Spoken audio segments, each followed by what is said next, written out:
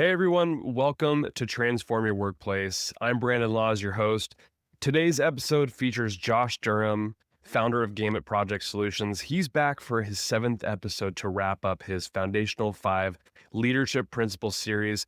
Today we're talking about daring greatly, purpose-driven leadership, and why facing failures head-on can transform your team and your career.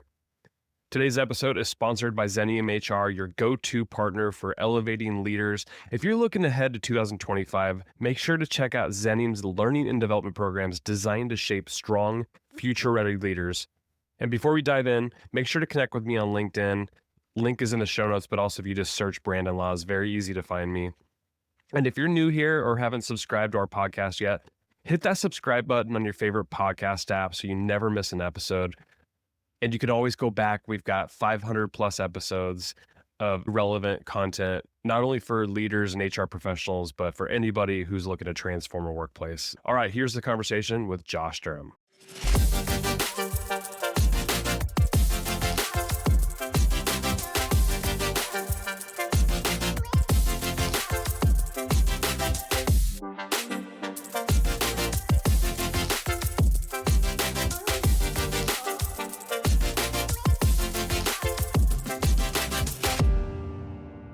Josh, it's a pleasure to have you back on Transform Your Workplace. This is the 7th time that you're on, and we're here to wrap up your Foundational 5 series. So it's good to have you back. Hey, Brandon, great to see you. And it feels like we've been talking forever. Thanks for sticking with me on this.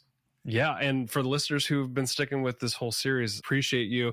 There may be some new listeners, so let's recap the 5 principles. And let's start with agreements, Josh. Why don't you just give a quick little summary of each, if you wouldn't mind. Sure. Yeah. The basis of the Foundational 5, these 5 principles that I talk about, these are all lessons that I learned through about 20 years of being in large scale commercial construction. And most of them I learned the hard way. So they all come from a place of survival for me that I had to create and learn. And then I've decided that other people need to hear this and deserve to hear these principles. So the first one's agreements, where I say agree to nothing until you understand the terms, whether we're talking about a contract or a verbal agreement, relationship that you're in. You need to understand the terms. Both parties do. So that's really the basis of that first one.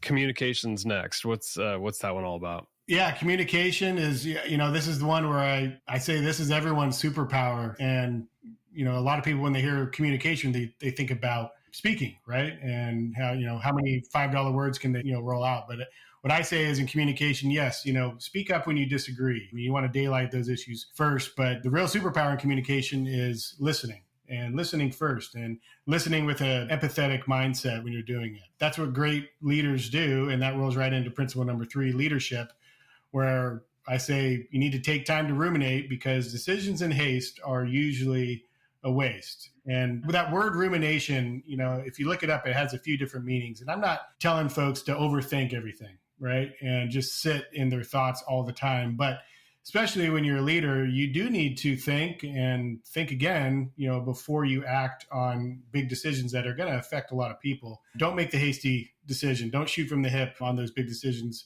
Think about, the domino effect of the decision you're about to make. And then the fourth one is agency, which is where I say, be your own ally. Don't sabotage your own objectives. Whether folks are ready to admit this or not, we are all our own worst enemy. I think golf is one of the greatest examples of that. Like, this should not be a hard game.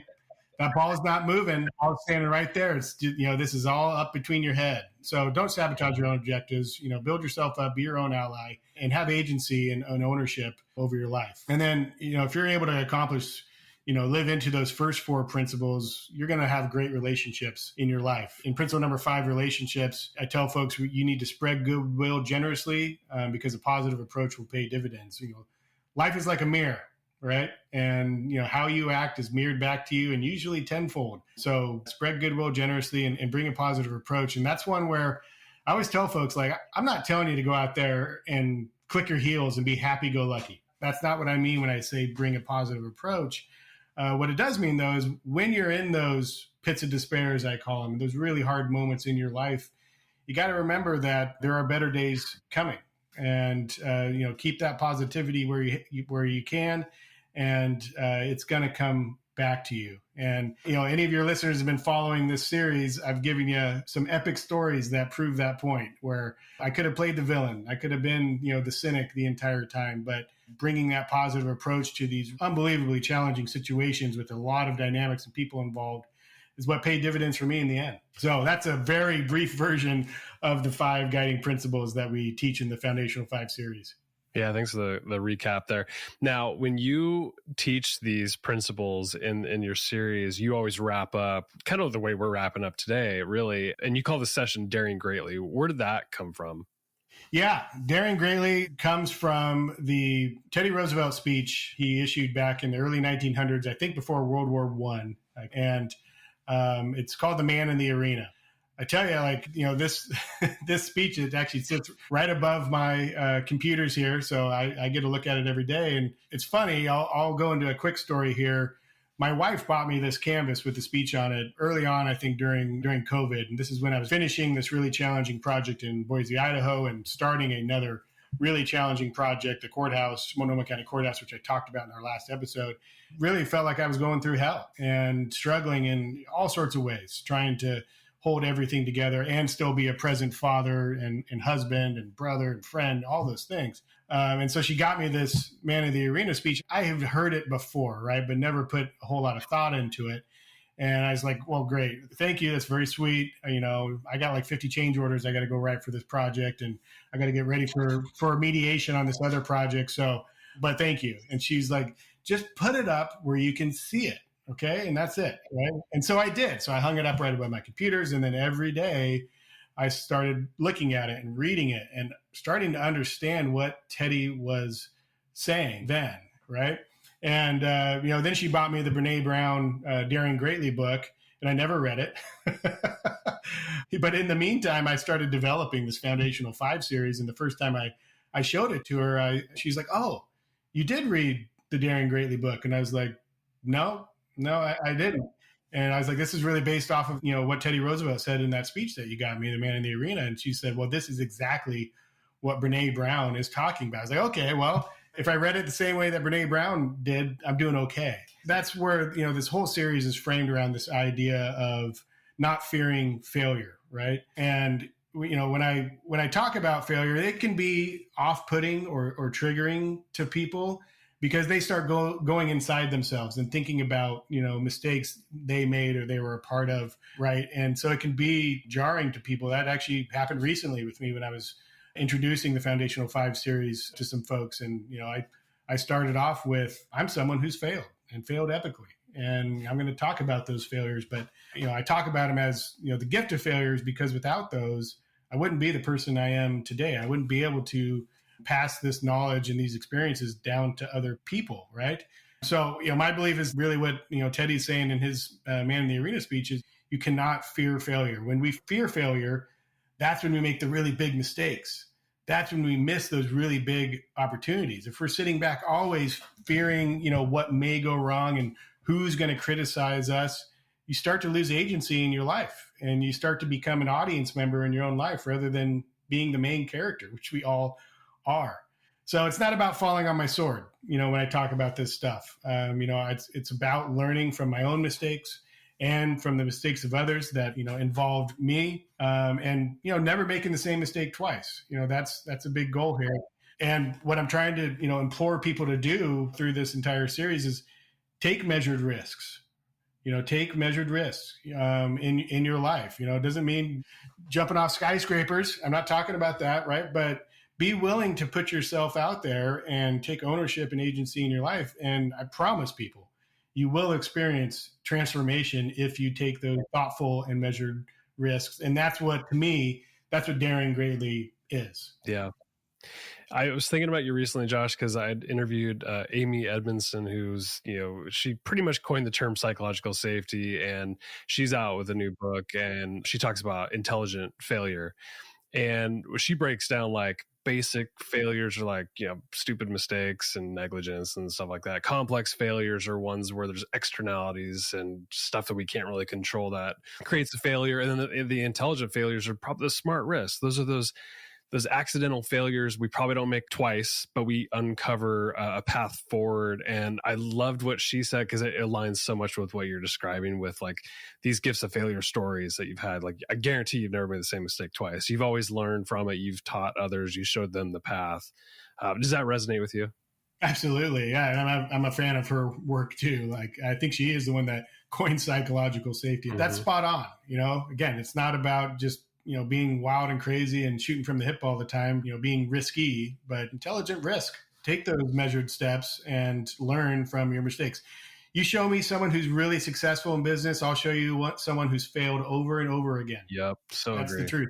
You talk a lot about purpose-driven leadership in all of your sessions. How does the purpose-driven leadership like relate to the failure that we're talking about too? Because to me, it feels like when you're purpose-driven, you've always got that North Star out in front of you. You know that that's your destination, and the people around you, that's their destination, and failures are going to happen along the way. Like, maybe talk through that a little bit.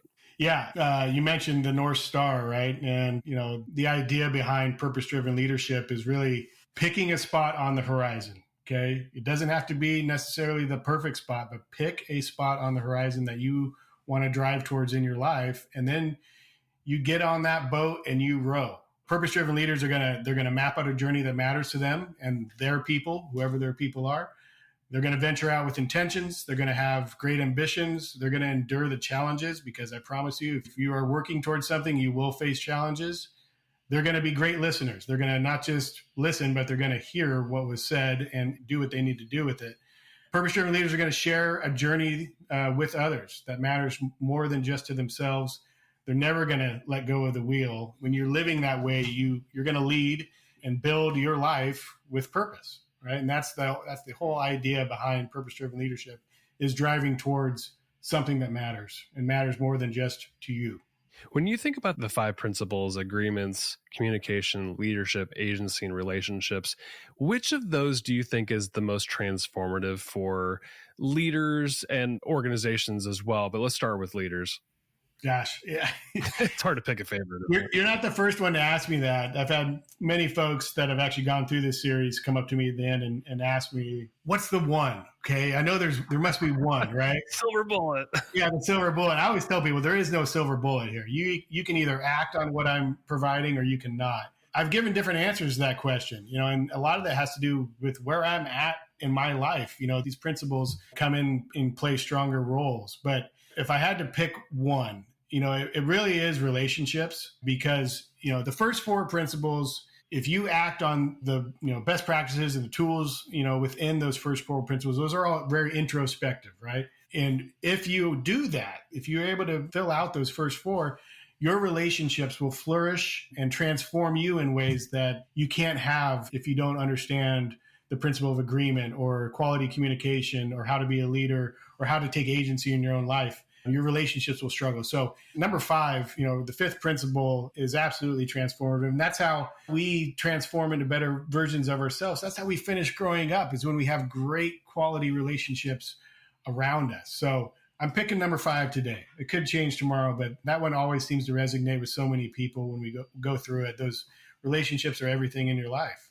Yeah, I agree. I mean, the thing that I think about when I look at these principles, I'm like, the relationships might be a result of the other principles as well. It's like you might have the agency, to me, seems like a foundational piece, because it's like if you have control and it starts like an introspective look, and then it starts going outward: communication, agreements, leadership, and then the relationships come as a byproduct. But the relationships aren't everything. Relationships are the foundation of all of it. It is hard to pick a favorite. It is. Agency, that's the one. And I think we talked about this in that podcast. It's probably the one that people struggle with the most, because it is so personal, telling people that they need to take ownership and control over their lives. And here's how, right? We don't just tell them it. We show them how and why. That's a really hard one for people to hear. Even people who think they are in control. When you hear the way that we speak about it, it's a challenging concept to grasp. And it's one that we all struggle with these things. It's not like I'm perfect. I struggle with it too, right? It's because we're imperfect and we're all maybe striving for perfection, but also because of there's so many external factors and so much noise around us, current events and Yeah, things happening in our businesses and just things that are outside of our control. Sometimes it feels like we're out of control because of those things that are not necessarily happening to us, but they're on the peripherals, and that makes us anxious and feel like we have no control. And therefore we decide not to take control because of that reason. that's right. And so the leadership navigation system that we teach in principle number 3, leadership, it's 3 main tools that are designed to jump you out of those anxious moments or those, purposeless moments where you're like, wow, the world is falling apart around me. Why try? Those 3 tools that we teach within the leadership navigation system. I look at my life destination map and my time optimization worksheet. I look at that stuff weekly to make sure that I stay on course and stay focused on the things that I can control and try to mute out all that other noise that's in all of our lives. That's why we do the leadership module before agency, because look, we're not going to just tell you, go own everything. All right. Here are the ways that when you feel like you don't have ownership over your life, don't have agency, look at what you said to yourself. Okay. And drive towards those things. This is just kind of a funny current event thing, but you're not building buildings right now by any means. But over the last week, we've been in the news, it's been the cyclone bomb from the coast is coming in, and there's lots of water. Everything about your gifts of failure have all been about water and damage and flooding. And did that bring you a little anxiety just hearing that, we may get, I don't know how many inches of rain? We didn't have much over here, but did you think about that at all?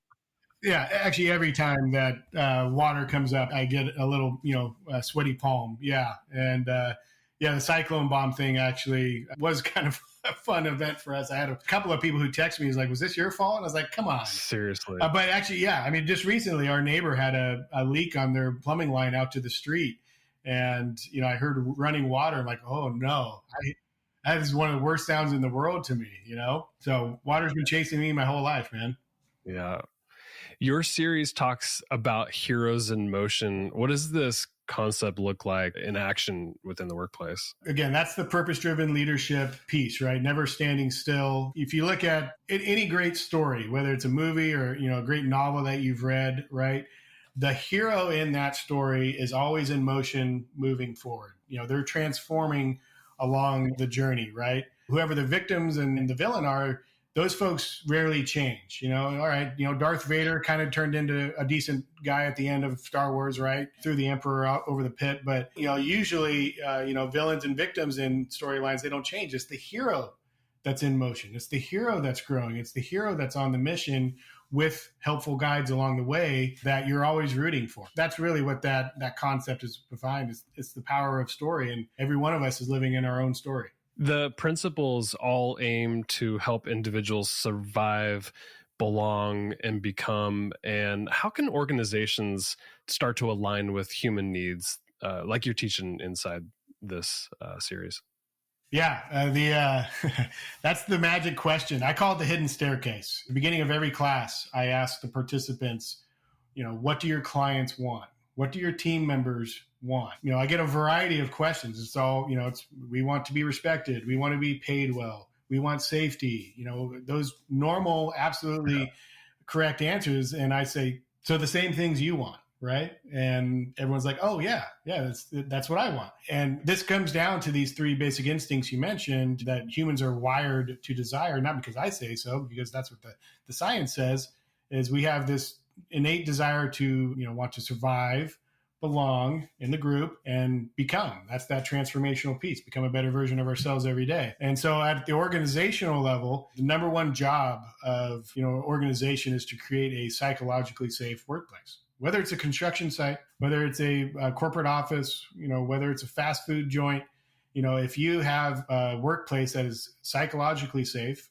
then you're going to create high-performing team members, period. Does not matter what kind of organization you're running. So, and there's a lot of tools that we talk about within the Foundational 5 that enable organizations to live into that. But it sounds simple, but it's challenging. It's challenging because that is a top-down thing that has to happen. And often at organizations, whether intentional or not, psychological safety is not the first thing that comes to mind. things that come to mind are profit, bottom line, insurance, physical safety, perhaps bringing psychological safety into it has a huge effect on employee performance. If you care about your profit, if you care about physical safety, if you care about schedules, if you care about quality, then psychological safety is where organizations have to start.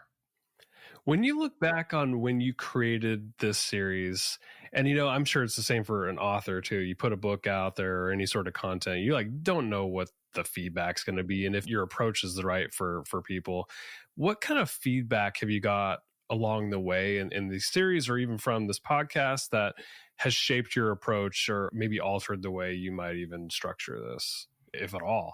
Yeah, no, I mean, well, I will say the series has never been identical once. I'm always tweaking, enhancing, taking feedback. And a lot of that also depends on who am I speaking to? Am I talking to executives at a large company? Am I talking to small business owners? Am I talking to project managers or mid-level leaders? There are tweaks, but it always changes. And when I created this, for me, part of it is I need to get all this out on paper. This is so much information to share. And boy, I know I'm not the first one to go through every single one of these things. I'd love for other people to learn these lessons, not quite as hard as I had to learn them. And so, I didn't know how much that would resonate, with other people. But I tell you, every single time I've done this, and we've had over 150 folks go through the series so far, I have people who've been in the business for 30 years who come up to me and say, thank you. I wish I would have heard that 25 years ago, so, and again, it's not because I'm smarter or faster or stronger than anybody. I'm just willing to share, I'm just willing to share and put myself out there, what I've learned. And I took the time to organize it into these 5 principles. Yeah. So what's on the horizon? I mean, we've kind of wrapped up this series. If there's a call to action for people, what do you have in mind? Yeah, we are planning on doing an open enrollment for a wide variety of folks who would like to go through the series. We already have a couple of the Foundational 5 series set up in 2025 for specific organizations, but I want to open this up to a wider audience, where maybe you're a project manager, at a construction company, and there's no leadership program there, but you have aspirations to become a better leader. You can sign up on your own or ask your company to sign up for you to come join this series. So we're gonna have 2 cohorts, and the main one here, the first one is we're gonna have a building industry focused cohort to go through the Foundational 5 starting in Q1 of 2025, and that's open to really any current or aspiring leaders that work in the construction industry, whether you're a contractor, a developer, a owner rep, a project management company. If you touch buildings, this series is for you. And then there's also going to be a concurrent cohort for a broader business base of people. And we'll be rolling out information on that coming in 2025 here early on. So we're really excited about it. We've already had a lot of people. I've had people asking me to do this for about a year, and I finally made the time to structure the program. So that's coming up here. It's hard to believe it's almost Thanksgiving. We're going to start issuing open enrollment here in January. Yeah. So awesome, Josh. I mean, I don't know if many listeners know, but you and I have been really close best friends for a long time, and just seeing your journey of building buildings and having those failures. I didn't quite know all the details of those failures when you're in them, but just knowing that when you came out of that and you went off on your own to build what you've built and want to help people, it shows that you are very purpose driven and are trying to teach people how not to fail the way you failed, and hopefully avoid some of those biggest pitfalls. Maybe just share a little bit more about your why. I think it's important. Yeah. It's okay for people to fail, and they have to grow, right? But my why, when I was in my previous position, my previous career, I could reach a much smaller audience than I can stepping out on my own. And make no mistake, it's scary to be out here on your own, running your own thing, right? It can be a lonely world if you don't have great people around you. I'm fortunate that I do, including you, Brandon. And so my why was, again, to help people avoid, the big pitfalls that are absolutely avoidable. Give them the tools that I had to learn the hard way. Give those to them early so that they can become masters of their craft, right? I'm not going to tell people how to build a building. There's lots of people who know how to physically build a building, but the tools that we're giving, the lessons learned, These would help people to become masters of the craft so that they can be part of high performing teams. And everything, I always leave people with not twisting up what I'm giving you here. This is not a silver bullet. Okay. These are actionable things that people can use. And I always tell folks at the end, I want them to be diligent, but not litigious, be prosperous, not greedy, be intentional, not manipulative, be purpose driven, not purposeless. And finally, be the hero and the guide in your life, not a victim or a villain. And that when you live like that, you will be able to build with purpose. Whether you're building a building, building an organization, building a relationship, you will be able to build with purpose if you take action through the Foundational 5 series. My guest today has been Josh Durham, the founder and CEO of Gamut Project Solutions. Josh, thanks for doing this series. We're going to have to figure out what to talk about next because, it's funny. I will give listeners a little hint of this, but back in high school, we used to play with your mom's, what was it? Phonics radio headset thing. And we used to have a make-believe radio show, and look at us here, how many years later actually podcasting, and we gotta keep it going. Here we are. It's funny that we did that, and then here we are. It's hilarious. But I have some ideas. I definitely, we have a lot more to talk about, and I'd love to share it with your listeners. Thanks for coming on today, man. All right, great seeing you, Brandon.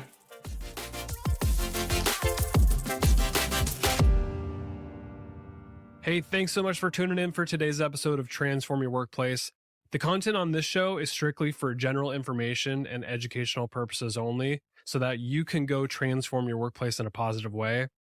The views, thoughts, and opinions expressed on the show are the guest's own and don't represent the views, thoughts, and opinions of either Xenium HR, the sponsor of the show, or me, the host, Brandon Laws. Additionally, Xenium HR or myself, Brandon Laws, doesn't endorse any guest, their business, or any organization they represent, so discretion is advised. We encourage you to work with a trusted advisor to find a custom approach that fits your organization's needs. Thanks for tuning in to today's episode.